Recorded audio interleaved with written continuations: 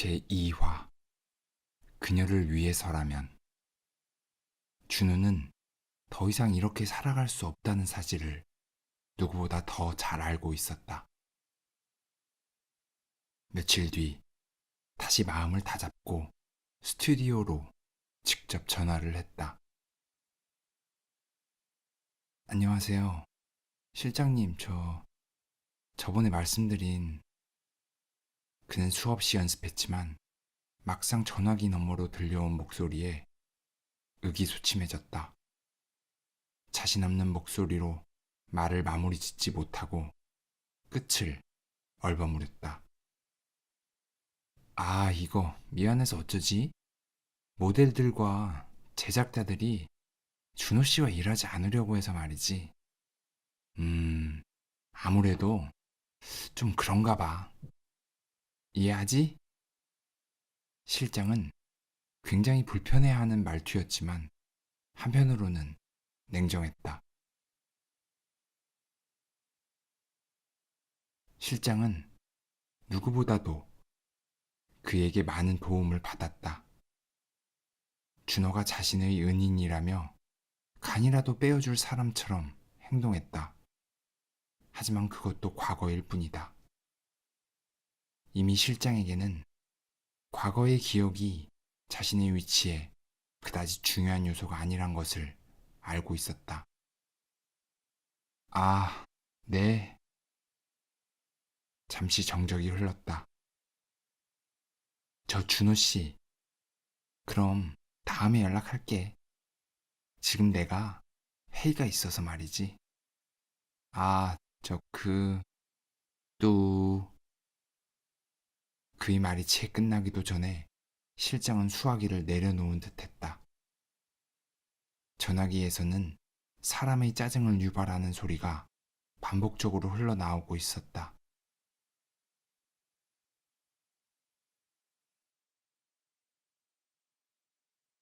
그는 애써 자신을 위로했다. 그의 작품은 의도치 않게 그녀들의 마지막 유작이 되었다. 사람들은 왜 하필 그와 함께 마지막을 작업한 모델들이 자살을 했는지 의아해했고, 소문은 소문을 낳아 저주받은 사진작가라는 말이 공공연히 떠돌고 있었다. 또 어떤 사람들은 유독 우울한 느낌의 사진을 찍는 그의 작품 세계 때문에 모델들이 작품에서 빠져나오지 못하고 돌이킬 수 없는 실수를 저지른 것이 아니냐는 의견도 있었다. 이제 소문은 걷잡을 수 없이 커져 그와 함께 일하면 귀신에 홀린 듯 자살하게 될 것이라고 확신하는 분위기였다. 그는 그 흔한 사진 한 장 찍을 수조차 없는 지경이 되어버렸다. 사람들의 시선은 시퍼렇게 날선 칼보다 잔인하고 무서웠다. 두 사건이 연이어 있고 나서 그는 그 어떤 세상도 카메라를 통해 볼 수 없었다. 그가 섹시미로 남성들에게 어필하며 막 뜨기 시작한 인기 여가수와 작업했을 때 부산까지 국내 굴지의 신문사 사장이 직접 찾아와 그녀와 함께 밤을 보냈던 일화는 한마디로 충격적이었다. 그 누구보다 성실히 활동했던 그녀가 인기를 구가했던 이유가 그것 때문이라고는 생각하지 않았지만 연예계의 어두운 이면을 보았기 때문에 그녀들이 성공하기 위해 받았던 주변의 압박이 어느 정도 이해가 되었다.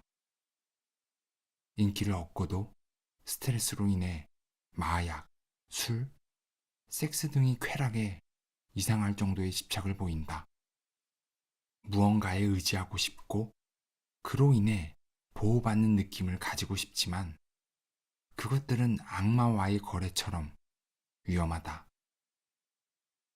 또한 그들의 주변은 항상 피를 빼먹으려 노리는 하이에나들이 도사리고 있다. 상처받은 그들이 선택하는 마지막은 죽음뿐이다. 준호가 처음 이 일을 시작했을 때 알게 된 한 유명 탤런트의 자살은 엄청난 충격이었다. 자살한 첫 번째 모델의 유작은 그 특수성 때문인지 많은 인기를 얻어 덩달아 그 역시도 유명해지기 시작했다. 한 번은 멋지게 포장되어 주목을 받았지만 두 번은 아니었다. 그와의 작품을 끝으로 자살한 두 번째 모델로 인해 그 누구도 더 이상 그와 작품을 하려고 하지 않았다. 파멸의 시작이었다. 사람들의 시선은 차가웠다. 주변에 있던 사람들은 그가 불행을 몰고 온다고 생각해 그를 멀리하기 시작했다. 그의 닉네임인 영혼을 담는 사진작가는 어느새 악마를 담는 사진작가로 재탄생되어 놀림을 받기 시작했다. 사람들의 시선으로 피폐해졌지만 두 친구 선우와 민정 때문에 준호는 지금껏 버틸 수 있었다. 특히 민정이 없었다면 상상할 수도 없었을 것이다. 하루는 괴로워 죽고 싶다고 말하는 준호에게 민정은 불같이 화를 내며 이렇게 말했다. 내가 죽으면 나도 죽어. 그 말에 준호는 나쁜 생각은 하지 않기로 했다. 그녀라면 분명히 그렇게 할 수 있다고 생각했기 때문이다. 그녀가 지금껏 얼마나 힘든 삶을 살아왔는지 알고 있었다. 자신 때문에 이제 완성되어 가는 그녀의 삶을 송두리째 뺏고 싶은 마음은 없었다. 더 이상 카메라를 들지 못할 거야. 그 자식은 이미 끝났다고. 선우는 고개를 절레절레 흔들며 말했다.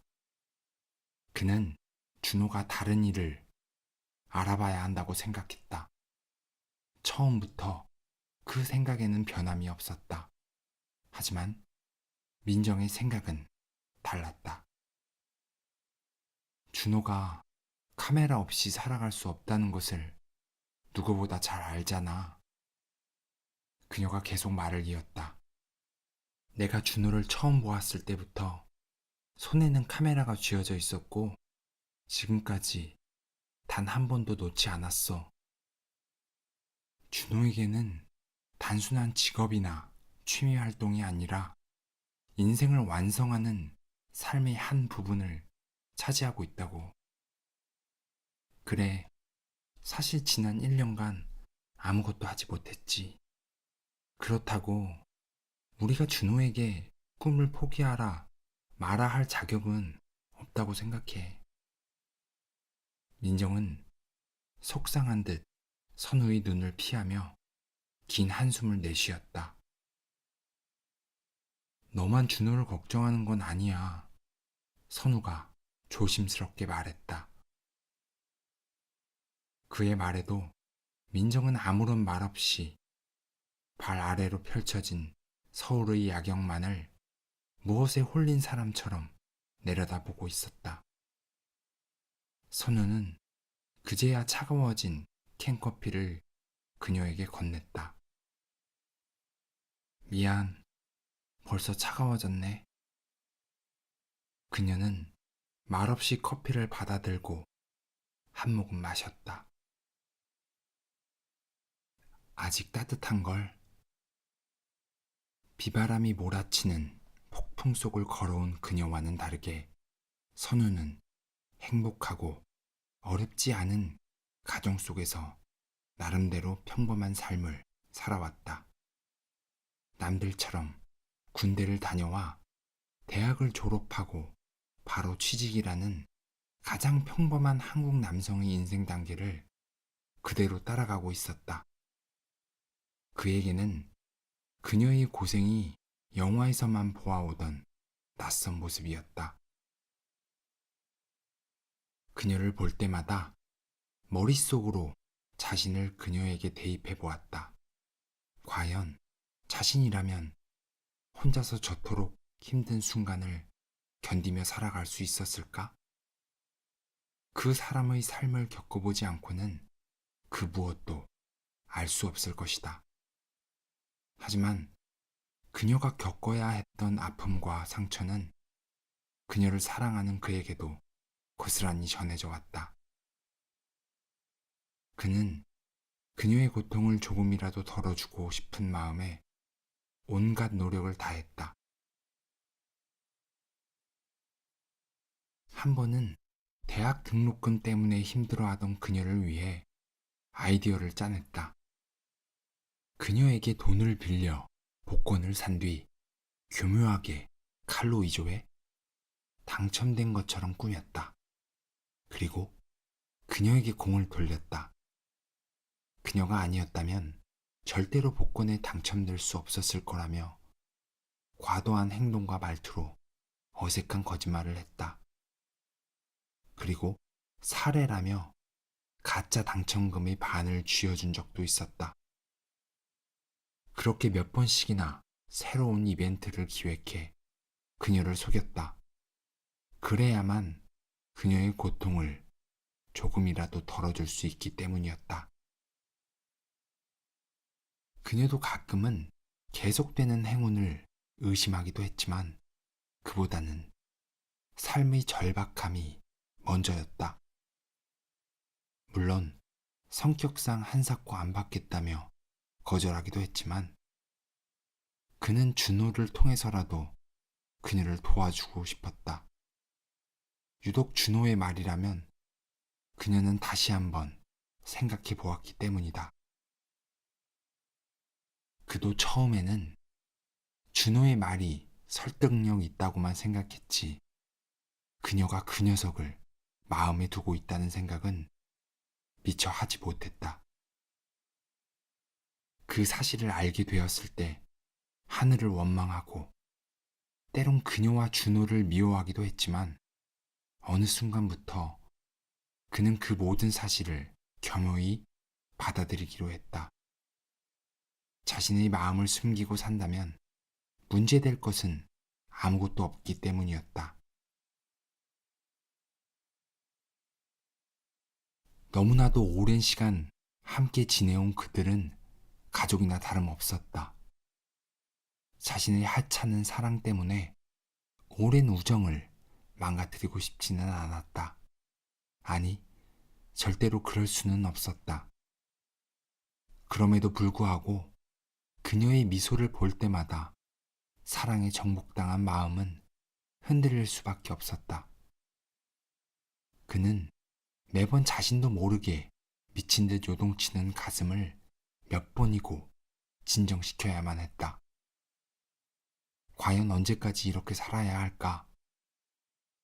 항상 자신에게 질문하지만 돌아오는 것은 언제나처럼 대답 없는 메아리뿐이었다. 밤하늘에 별이 있다면 땅에는 야경이 있다. 새까만 배경 위에 촘촘히 별들이 박혀 있었다. 불빛이 사다리처럼 수직으로 층층이 박혀 빛나기도 하고 끝없이 일렬로 길게 늘어져 보이기도 했다. 또 어떤 놈들은 강 위에서 줄을 맞추어 공중부양을 하고 있었다. 땅 위의 수많은 별들이 도시 안에 갇혀 답답해하는 듯했다. 선우야, 얼마나 시간이 흘렀을까? 그녀가 먼저 그를 불렀다. 낮에는 서울이 너무 싫어서 정말 지긋지긋한데 밤에 이 언덕에 올라와 앉아 가만히 보고 있으면 다시 서울을 사랑하게 되는 나를 발견해. 정말 간사하지? 민정이 선우를 쳐다보며 말했다. 그래, 맞아. 지금 이 순간 여기서 보면 서울은 정말 아름다운 도시인 것 같아. 저기 저 길게 뻗어 있는 도로 위의 차들 좀 보라고. 자동차에서 만들어내는 불빛들이 너무 환상적이지 않니? 그래, 정말 그러네. 저 안에 갇혀있는 사람들은 아름답기는커녕 답답할 테지만 말이야. 멀리서 보면 희극이고 가까이서 보면 비극이겠지? 두 사람은 세상에서 가장 복잡하고 차가운 도시가 만들어내는 모순적인 아름다움을 내려다보고 있었다.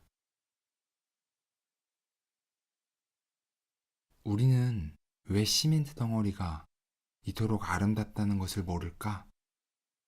그 경멸했던 시멘트 덩어리들, 정신없이 얽히고 설킨 가로등 전깃줄, 빼곡히 들어선 수많은 간판들, 조금만 몸을 돌려 다른 곳에서 본다면 이토록 아름다울 수도 있다는 사실을 우리는 정말 모르고 사는 것 같아. 이곳에 오면 난 항상 그렇게 느껴. 비록 내일 아침이면 저 안으로 들어가 또다시 그 아름다움을 까맣게 잊고 살아가겠지만 말이야. 그녀는 씁쓸한 웃음을 지으며 머리를 뒤로 쓸어 넘겼다. 준호의 아파트. 민정이가 만들어 놓은 밑반찬들을 식탁 위에 하나둘 재빠르게 올려놓고 김이 모락모락 나는 갓 지은 하얀 쌀밥을 한가득 퍼담았다. 보기만 해도 식욕을 자극하는 오징어 초무침, 잡채, 갈비찜, 김치찌개까지 그녀는 정말 많은 음식을 우렁각지 마냥 몰래 만들어 놓고 사라졌다. 그녀의 요리 실력은 출중하다. 사라졌던 입맛도 돌아올 만큼 말이다. 하지만 그의 식욕 조절 중추가 이상이 생긴 듯 며칠째 물만 먹어도 배가 고프지 않았다. 준호는 밥 한 술을 넘기지 못하고 다시 수저를 식탁 위에 내려놓았다. 내게 무슨 일이 생긴 거지? 또다시 몰려오는 과거의 고통 속에 참지 못하고 한숨을 내쉬었다. 식탁에서 일어서는 순간 넘어질 듯 비틀거렸다. 마치 어린 시절 놀이공원에 가면 항상 타곤했던 다람쥐통에 들어와 있는 듯 온 세상이 돌고 있는 듯 했다. 돌고 있는 것은 세상이 아니다. 준호는 벽을 잡고 간신히 한 발 한 발 거실로 옮겼다. 중환자가 따로 없었다. 중얼거리며 힘겹게 거실 창까지 다다르니 큰 창문을 통해 빨간 홍시처럼 충분히 익은 태양은 붉은 빛을 발산하고 있었다. 밤이 올 것을 알리는 신호다. 그는 온몸이 따스해짐을 느꼈다. 만년 동안 얼어있던 세포 하나하나가 녹아내리는 것 같았다. 눈을 감고 한참 동안 노을 지는 해를 마주 서 있었다. 이 특별한 시간은 그리 오래 가지 않아 사라지고 말 것이다. 우울감이 녹아내리고 있었다. 이 잠시의 순간도 허용할 수 없다는 듯 휴대전화 벨소리가 울렸다. 준호 씨, 좋은 소식이 있어. 모델 김유진 알지? 유진 씨가 준호 씨와 함께 작업하고 싶다네. 어때? 약간은 상기된 목소리의 실장이었다. 나에게 남은 미안함을 지우려는 듯. 준호도 놀랐다. 전혀 예상치 못한 일이었다. 그래, 나도 놀랐지만 준호 씨가 아닌 다른 사람은 싫다고 하네. 무슨 이유인지 몰라도 화보 촬영을 앞둔 유명 모델은 사진작가로 그를 지목했다. 주변의 만류에도 그가 아니면 촬영을 하지 않겠다고 고집을 피웠다고 했다. 일단은 생각해보겠다며 전화를 끊었지만 쉽사리 용기가 나지 않았다. 이것이 마지막 기회라고 생각했지만 용기 없는 자신의 모습에 화가 나 휴대폰을 소파 위로 집어던졌다. 준호가 어린 시절 처음 관심을 가지고 놀았던 장난감도 다름 아닌 카메라였다. 뷰파인더로 바라본 세상은 각종 신비한 세계가 가득 들어 있었다. 장난감 사진기의 셔터를 누를 때마다 한 장씩 넘어가는 세상은 말 그대로 꿈같이 아름다웠다. 그는 어린 시절 장난감 카메라 안에 존재하던 그곳들을 직접 찾아가리라 다짐했었다. 그리고 그곳을 멋지게 진짜 카메라 안에 담아보리라 꿈꿔왔던 시간이 있었다. 인생을 살아간다는 것이 어린 시절 꿈처럼 순수하고 단순하다면 좋을 테지만 어른이 사는 세상은 그것과는 많이도 달랐다.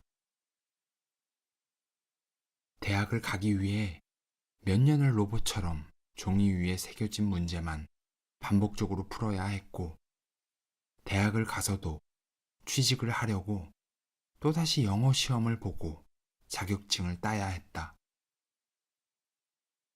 남들이 인정해주는 회사에 취직했지만 경쟁에 뒤처지지 않기 위해 아침 일찍부터 밤 늦게까지 온전히 일에 매달려야만 했다. 그렇게 어느 순간 그의 인생은 자신의 꿈도 잊은 채 남들 시선의 만족 속에서 안주하며 그렇게 꿈을 펼쳐보지도 못하고 시들어야만 했다. 그에게 있어서 카메라는 다른 세상을 보여주는 일종의 타임머신이었다. 카메라를 통해 세상을 바라볼 때면 모든 고민은 사라졌고 잠시나마 마음의 평화를 찾을 수 있었다. 모든 걸 버리고 새롭게 시작한 그는 너무 행복했다. 자신이 원하던 삶이었기 때문이다.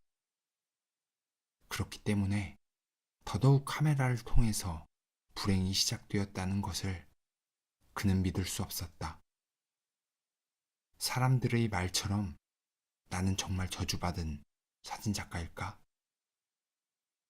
그토록 사랑했던 카메라를 다시 들 수 있을까? 나는 다시 한번 꿈을 펼칠 수 있을까? 그는 창문에 비친 자신을 바라보았다. 처참하게 망가진 자신의 모습을. 남은 인생을 이렇게 살고 싶지는 않았다. 이것은 분명 하늘이 내게 주는 두 번째 기회일 거야. 기회를 놓치지 말자. 그는 소파 위에서 좀 전의 충격으로 배터리의 본체가 분해되어 있는 휴대폰을 다시 집어 조립했다. 그리고는 떨리는 손으로 다이얼을 눌렀다.